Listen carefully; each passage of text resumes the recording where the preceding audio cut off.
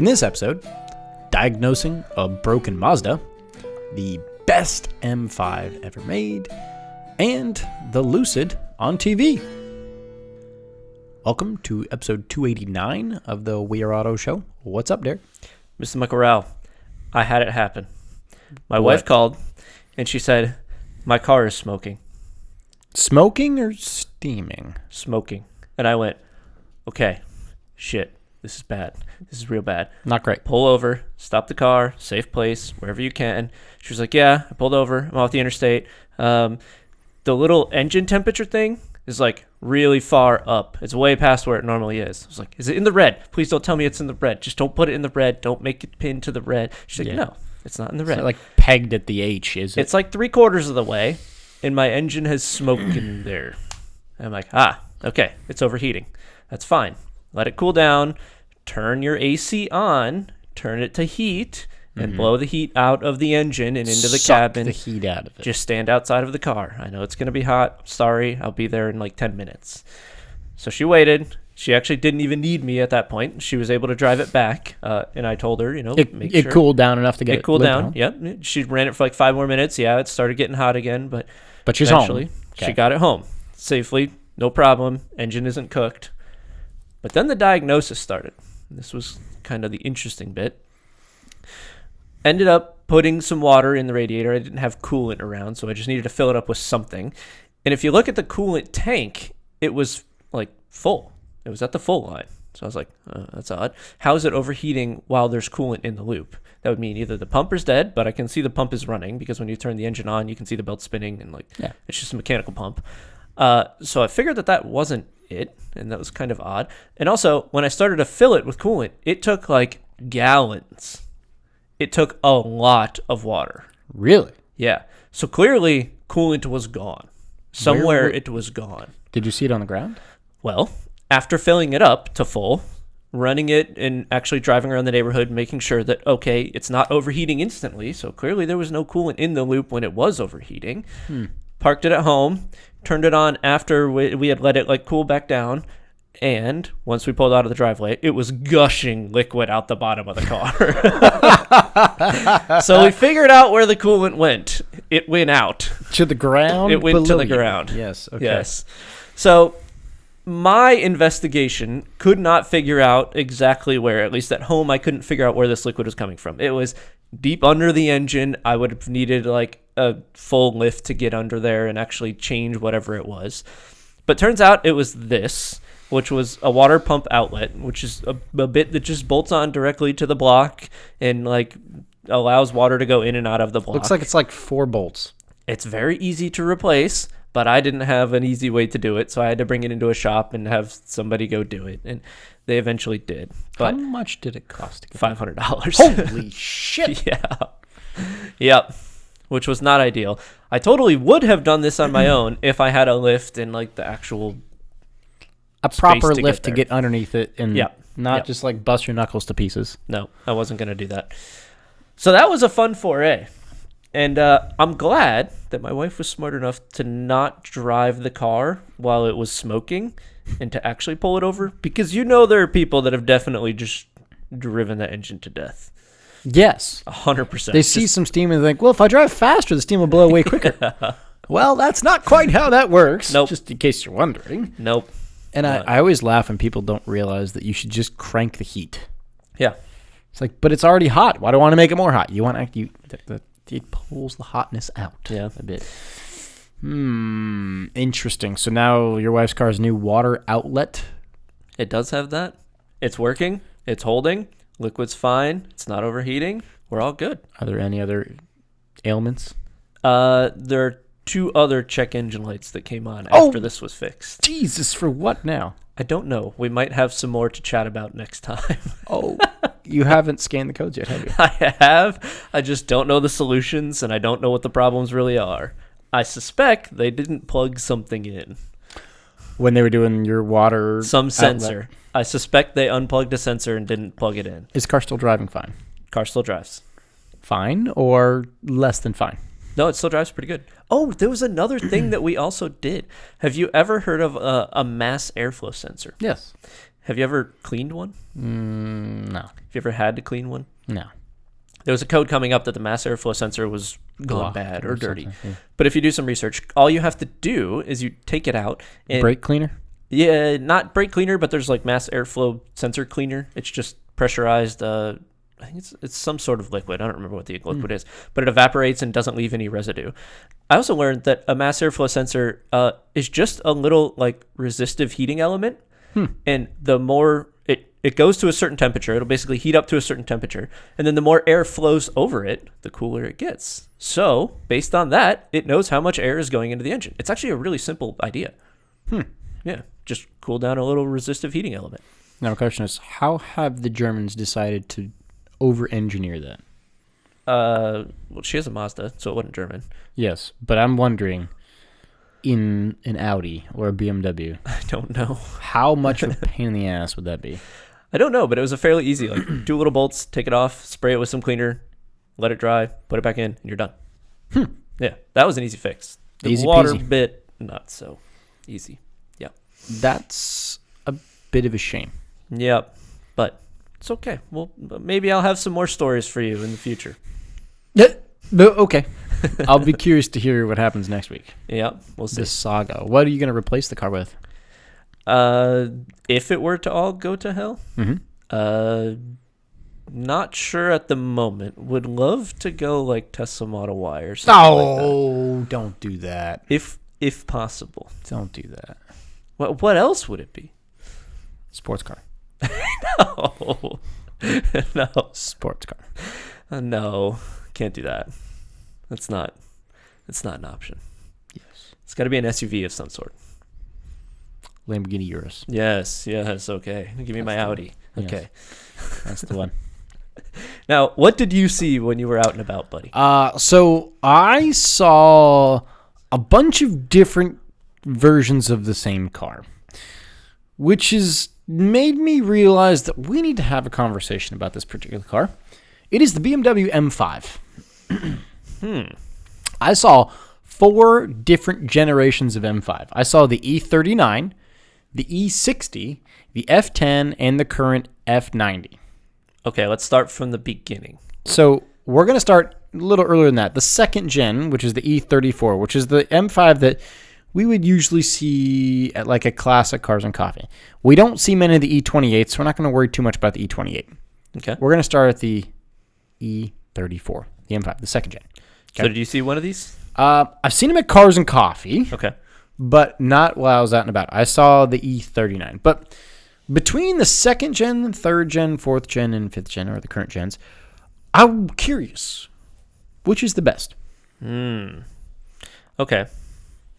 The old one, the 34, the second gen, in my opinion, a little too old.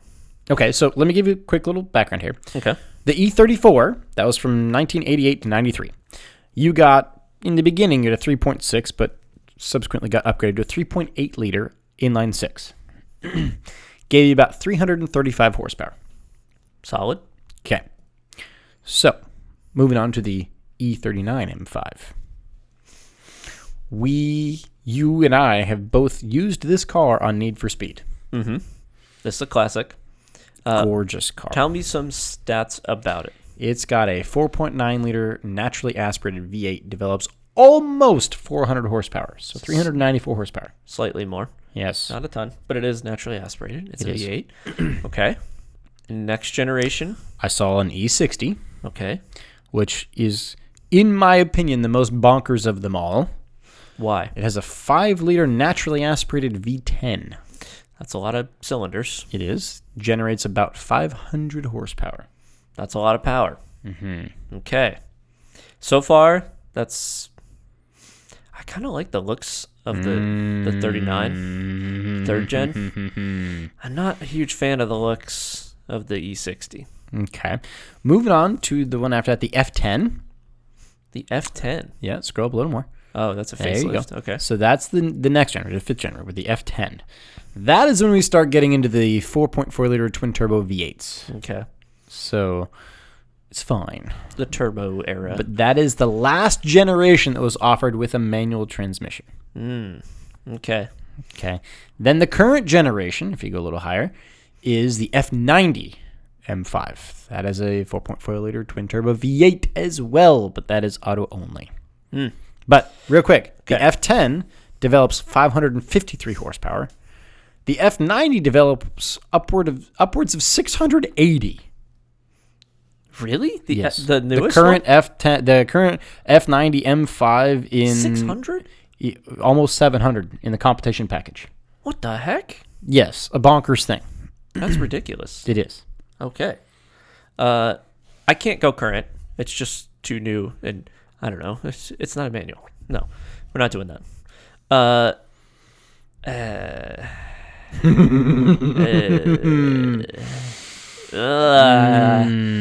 See, I think that this is when the looks of the BMW started to trail off, in my opinion.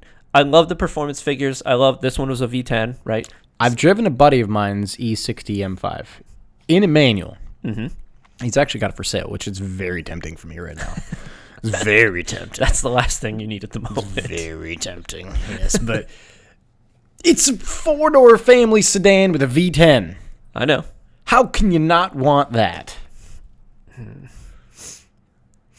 The older you go, though, the more mechanical they are, but could be more problematic as well. See, Would it be the E34? I think I'd go 39. I think I'd go third gen. What about you? Okay. In my opinion, premier M5. Yep. Nope. The E39. Really? Yeah. We agree. Yeah. Wow. That is peak M5 for me. Yeah. Now, don't get me wrong. I am smitten by the E60. I think it looks good, too. I do. It does look good. But there's just something about the E39 M5 to me that is just perfection. Yeah. If you want a 4-door family, as they call, saloon car that has a manual gearbox that can rip around the ring while comfortably taking the kids to school and also sound magnificent. And I mean magnificent. The E39 has to be it. I think you're right. I think that that's the sweet spot of all of it. And what, you said it had 380-ish horsepower? 394. So almost That's 400 plenty. horsepower. That's plenty. Rear-wheel drive, almost 400 horsepower, manual gearbox, Yeah. 4.9-liter NAV8. It's going to sound phenomenal. You don't have the turbos to add the complexity there. You don't have to worry about all that stuff. You don't have as many cylinders to add the complexity there either. That's true, which makes it easier. Mm-hmm. Yeah, I think that this is the sweet spot of all of the different options there. I think peak M5 is the E39 from 2000, 2003. Now, the question is, would you own one? Yeah. I would own one. Yeah. So, you know how I've been talking, like, the next car that I really want to buy is the E90 M3? Mm-hmm. I would consider an E39 M5 in lieu of the E90 M3. Really? Yeah. I love them. I think this would be perfect for you. I think this would be, this would do it for you. Either Especially that in or the manual. E90 M3. They both have big NAV8s. Yeah. They both have manual gearbox. Is the Personally, E90 4 doors? yes. Okay. That's why I want the E90, because it's a 4-door M3. Yep. I love them both. Whichever one I can get the better deal on, I think would be the move for me. Yeah. Because they're both just So you saw how many different variations of this? 4 different. I saw the E34, the E39, the E60, the F10, and the F90. Wow. Within the span of like 2 days. Jeez. Just like apparently all the M5s just flocked to me. You just went right up the list. Yeah. It was pretty cool to see too. I didn't see the very first gen, the E28, which 28. I feel like that's so rare you just never see them anyway. Yeah. Right. And I feel like I've maybe only ever seen one ever. They do have a historic look to them, though. That's why I'm omitting that from the list. Okay. Because it's not something you actually see. Third gen. Yeah. Third gen's what it should be. Yeah, the E39 is just, it's the move. Yep. So did you see anything?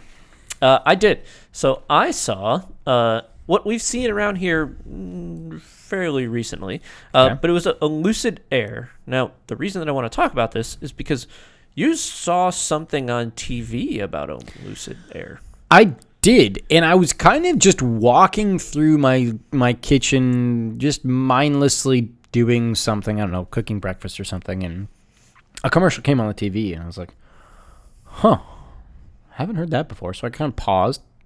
It was a commercial for the Lucid Air.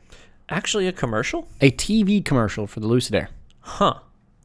Now, to my understanding, Lucid's kind of struggling right now. And these are not necessarily cheap and very convenient for people to buy. No, the main focus of the commercial was range. Oh, okay. It was kind of welcoming spontaneity, where you can just get in your car and go. Mm-hmm. Go. It showed people on a road trip to like Jackson Hole, Wyoming, or something like that. The middle of nowhere. Mm-hmm. I see. So, Okay. I like the angle they're taking. Yeah. This is certain trims, I think, in the Lucid have a range between 380-ish miles to 516 being the top trim. That's a lot of miles. 516 for a range is long. That's a long range in an EV. Yeah. Most Teslas are 250 to 300, somewhere in there. Mm-hmm. Doubling that is pretty impressive. So I see why they're taking that marketing approach, and that can fit the mass market broad audience, right? Mm-hmm. You can drive it to wherever. A couple other stats that I have about this. Combined horsepower around 819. So it's a lot of horsepower. Mm-hmm. And this is a specific trim. They're all relatively close to this, though. Torque, 885. Lots of torque. Lots of torque. The battery, 112 kilowatt hours. So big. Big right? battery. Pretty big. Teslas are 80, 90, somewhere in there. So that makes sense why they're edging out the range. Also, I'm pretty sure the aerodynamics of this car, the coefficient of drag is probably really good. It has that shape.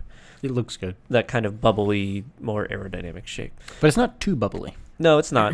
I would actually argue the Lucid is the best looking of all the EVs, in my opinion. Yeah, it's definitely up there. I don't know if it's the perfect best for me, but I think it's definitely up there.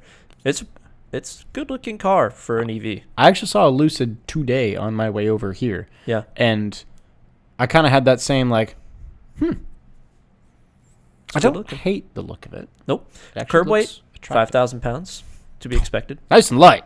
No. To be expected with that big old battery. 0 to 60, 3 seconds. 0 to 100, 6 seconds.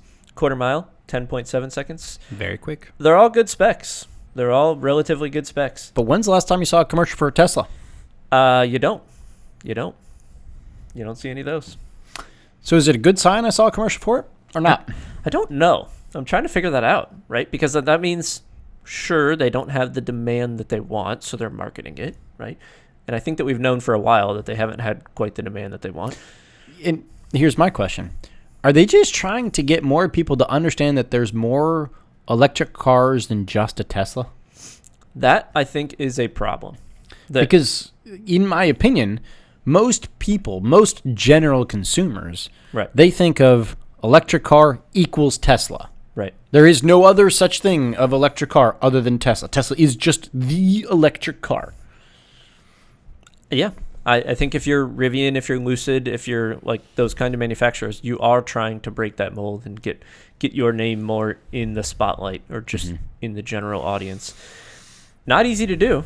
Nope. The weird part is, yes, like you're saying, Tesla does very limited to no advertising, and still they're like dominating the EV space. Well, especially when you have Elon Musk going on Joe Rogan's podcast. I mean, he's got the most amount of listens of any media ever. Right. It's a different approach to marketing, but they pull it off, and I don't know. I hope that Lucid does well. I like their cars; they're cool. Their price a bit expensive, it's like $120,000, but yeah. For me, the one thing that would make the Lucid the perfect EV is if it had access to the Tesla Supercharger network. I think that they are going down the NACS path. I don't know that they have implemented it yet into their vehicles, Because that would be the one thing that kind of hamstrings them. Yes. I've also heard that Subaru recently jumped on the NACS bandwagon. There's almost every manufacturer on it. I don't think Toyota's on it yet. I don't think Volkswagen's on it yet, but pretty much everybody else is. Yeah. So, yeah. Interesting stuff. The Lucid Air in a commercial of all things. Kind of cool. That's neat. So, do you have an I wish they would have? I do. And it has to do with the driver's testing. Oh, So I wish that part of the driver's test would include controlling a car on a skid pad. it should. Yes, I wish it did. it should. Because there's a lot of people that don't understand how to actually control a car. Like, I feel like I'm seeing an uptick in the amount of people on the roads that just are legitimately bad at controlling the car. Not that they're, like, aggressive or shitty, but they're just, like, they just lack the skill of being able to physically drive the car well. Inexperience. That's interesting. Was our parents' generation, did they have more of that skill because of why? Like, that's what I'm trying to figure out. We could go down that philosophical path of, well, kids these days are just on their phone all day, which is a true statement. Yeah, to a certain extent. I mean, they're not outside playing in the street, playing ball hockey or backyard football like we used to do. Not as often, no. They're just not out doing stuff. We could go down that path, but I just wish that part of the driver's testing included 5 minutes on a skid pad. 3 minutes on a skid pad. I think it should also incorporate weather. I think if you lived up north, you should have to figure out how to drive in icy conditions. You should have to here you should have a pouring rain area. I don't know how you'd pull this off, but sprinklers, really big sprinklers, and you would have to control the car through some hydroplaning, right? Yes, because those will teach you those skills that you're talking about. Where you get the car in a slide and a skid pad, and you got to counter steer it and save the rear end and figure it out. Right. Me and you do that for fun, but that's because we enjoy the art of driving and racing and yada yada. Most people don't. Most people think it's super scary. Yeah. So I just wish it was part of the test. Be able to control the car in adverse conditions, for example, on a skid pad. I'm with you. Do you have any wish that would have? I do. I wish that the coolant tank, the reservoir coolant tank, actually gave you a legitimate measure of how much liquid was in the system. Because as I have figured out, it isn't a legitimate reference there. If all is working normally, it is. But once you create like a leak, or you create getting gas in the system or air in the system, then the coolant reservoir doesn't flow like it should. And I learned that the overflow reservoir uses a series of vacuums and whatnot. Basically, as the engine is cooling down, it is either pulling or pushing liquid into the reservoir tank. Not when it's on and running. It's not cycling water through it. It's basically a closed loop at that point. But when it's off and when the engine is heating up or cooling down, that is when it's actually cycling the liquid into the reservoir tank. Yeah. Which is weird. Now, the initial problem that we had seen on my wife's car was that the not the water pump, but like something similar to it was going bad. And as I called my mechanic friend and I asked him, hey, here's the symptoms, there's no liquid in the radiator, the coolant reservoir is full, yada, yada. He's like, don't worry about the reservoir. That code isn't indicative of what part it's telling you it is. It's likely a leak somewhere else in the system, and you got to figure out where that leak is.